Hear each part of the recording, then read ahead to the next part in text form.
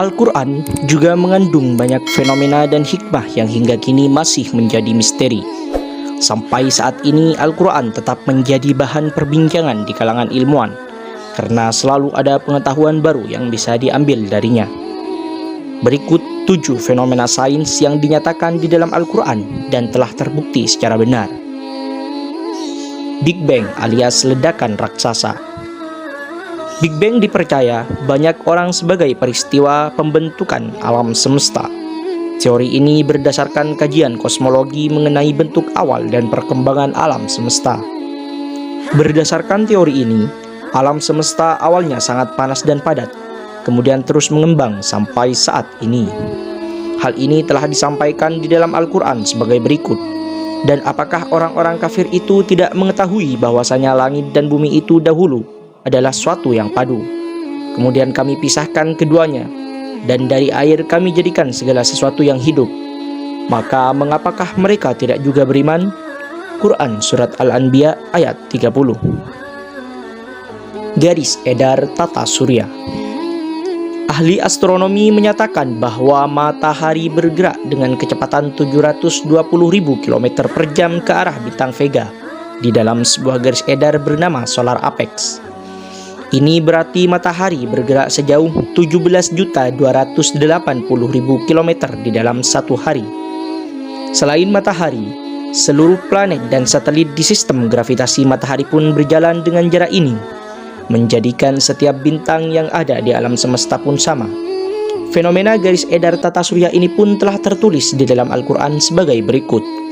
Dan dialah yang telah menciptakan malam dan siang, matahari dan bulan, masing-masing dari keduanya itu beredar di dalam garis edarnya.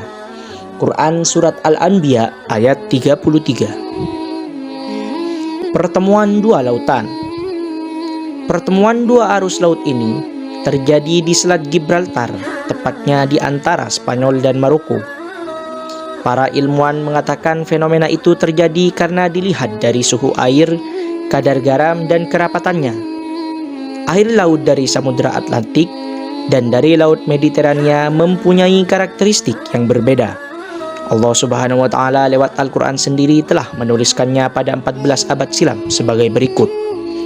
Dia membiarkan dua lautan mengalir yang keduanya kemudian bertemu. Antara keduanya ada batas yang tidak dilampaui masing-masing. Quran Surat Ar-Rahman ayat 19 sampai ayat 20. Api di dasar laut.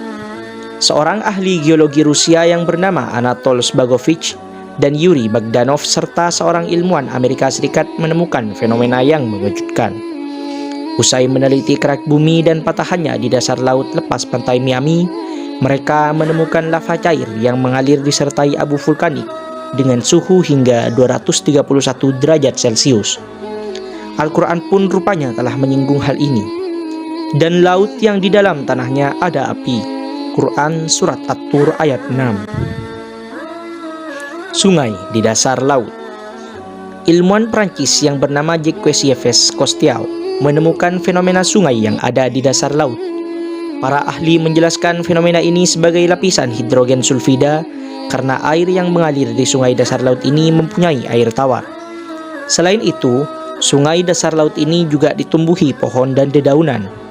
Fenomena ini juga dinyatakan di dalam Al-Quran sebagai berikut. Dan dialah Allah yang membiarkan dua laut mengalir berdampingan, yang satu tawar dan segar dan yang lainnya asin.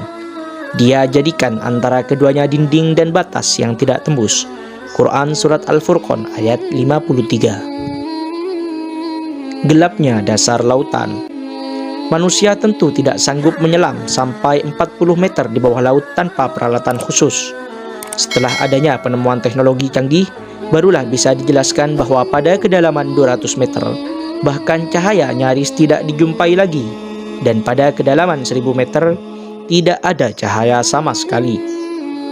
Namun Al-Quran sendiri sebenarnya telah menjelaskan keadaan dasar lautan sejak ribuan tahun yang lalu sebagai berikut. Atau seperti gelap gulita di lautan yang dalam, yang diliputi oleh ombak, yang di atasnya ombak pula, di atasnya lagi awan, gelap gulita yang tindih menindih. Apabila dia mengeluarkan tangannya, tiadalah dia dapat melihatnya. Dan barang siapa yang tiada diberi cahaya atau petunjuk oleh Allah, maka tiadalah dia mempunyai cahaya sedikit pun. Quran Surat An-Nur ayat 40. Sidik jari manusia. Sebelum ditemukan pada abad ke-19, mayoritas orang hanya menganggap sidik jari hanyalah lengkungan-lengkungan yang tak berarti.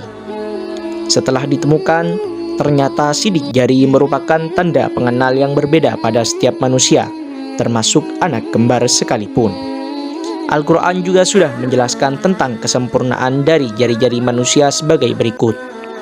Bukankah demikian sebenarnya kami kuasa menyusun kembali jari jemarinya dengan sempurna? Quran Surat Al-Qiyamah ayat 4. Itulah 7 fenomena sains yang terkandung dalam Al-Quran. Jangan lupa like, subscribe, komen, dan share agar kalian tidak ketinggalan video-video selanjutnya. Terima kasih. Assalamualaikum warahmatullahi wabarakatuh.